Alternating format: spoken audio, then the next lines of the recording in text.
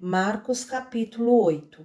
Naqueles dias, havendo muito grande multidão e não tendo que comer, Jesus chamou a si os seus discípulos e disse-lhes: Tenho compaixão da multidão, porque há já 3 dias que estão comigo e não têm que comer.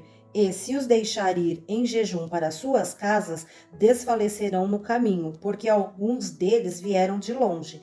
E os seus discípulos responderam-lhe: Donde poderá alguém satisfazê-los de pão aqui no deserto? E perguntou-lhes: Quantos pães tendes? E disseram-lhe: 7. E ordenou à multidão que se assentasse no chão. E tomando os 7 pães, e tendo dado graças, partiu-os e deu-os aos seus discípulos para que os pusessem diante deles. E puseram-nos diante da multidão.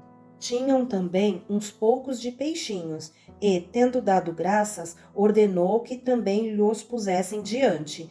E comeram e saciaram-se, e dos pedaços que sobejaram, levantaram 7 alcofas. E os que comeram eram quase 4.000, e despediu-os. E entrando logo no barco com os seus discípulos, foi para as partes de Dalmanuta. E saíram os fariseus e começaram a disputar com ele, pedindo-lhe para o tentarem um sinal do céu.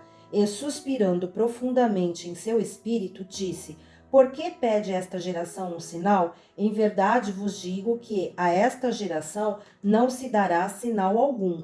E, deixando-os, tornou a entrar no barco e foi para a outra banda. E eles se esqueceram de levar pão, e no barco não tinham consigo senão um pão. E ordenou-lhes, dizendo: Olhai, guardai-vos do fermento dos fariseus e do fermento de Herodes. E arrazoavam entre si, dizendo: É porque não temos pão. E Jesus, conhecendo isto, disse-lhes: Para que arrazoais que não tendes pão? Não considerastes nem compreendestes ainda? Tendes ainda o vosso coração endurecido? Tendo olhos, não vedes, e tendo ouvidos, não ouvis, e não vos lembrais? Quando partiu os 5 pães entre os 5.000, quantos cestos cheios de pedaços levantastes? Disseram-lhe: 12. E, quando parti os 7 entre os 4.000, quantas alcovas cheias de pedaços levantastes? E disseram-lhe: 7. E ele lhes disse: Como não entendeis ainda? E chegou a Betsaida, e trouxeram-lhe um cego, e rogaram-lhe que lhe tocasse. E, tomando o cego pela mão, levou-o para fora da aldeia e, cuspindo-lhe nos olhos e impondo-lhe as mãos, perguntou-lhe se via alguma coisa. E, levantando ele os olhos, disse: Vejo os homens, pois os vejo como árvores que andam. Depois tornou a pôr-lhe as mãos nos olhos, e ele, olhando firmemente, ficou restabelecido, e já via ao longe e distintamente a todos, e mandou para sua casa, dizendo: Não entres na aldeia.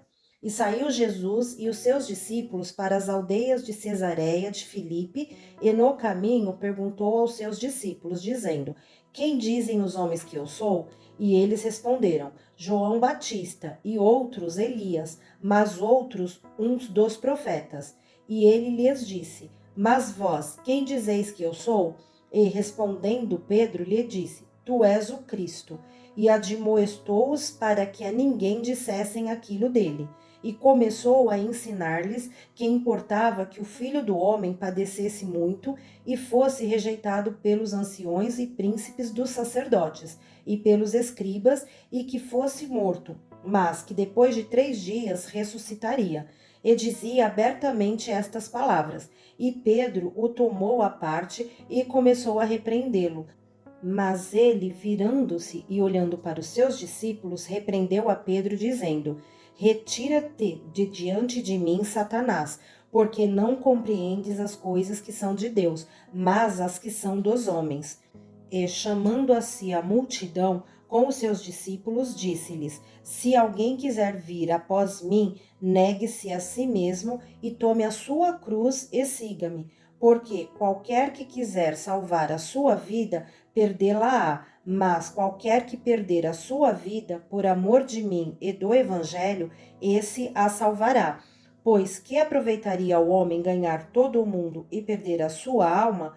Ou que daria o homem pelo resgate da sua alma? Porquanto qualquer que, entre esta geração adúltera e pecadora, se envergonhar de mim e das minhas palavras, também o Filho do Homem se envergonhará dele, quando vier na glória de seu Pai com os santos anjos.